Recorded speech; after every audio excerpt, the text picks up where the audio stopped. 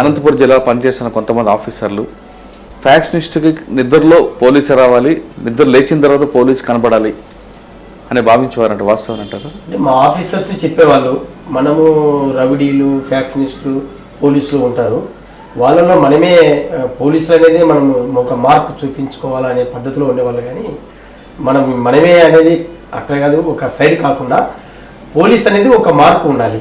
మనము ఎంత నిజాయితీగా మనం వర్క్ చేస్తే ప్రజల నుంచి కానీ లేదా ఫ్యాక్షనిస్ట్ నుంచి కానీ మనకు స్పందన మంచిగా వస్తుంది. ఇవాళ ఫ్యాక్షనిస్ట్ కూడా మనం ఎప్పుడైతే హానెస్ట్గా చేసి ఉద్యోగము ఒకవైపు వర్గం అనేది చూపకుండా కరెక్ట్గా కనుక చేసామంటే ఆటోమేటిక్గా వాళ్ళు ఫ్యాక్షనిస్ట్ కూడా మన ఏటుకు భయపడి సల్లగైపోయేవాళ్ళు.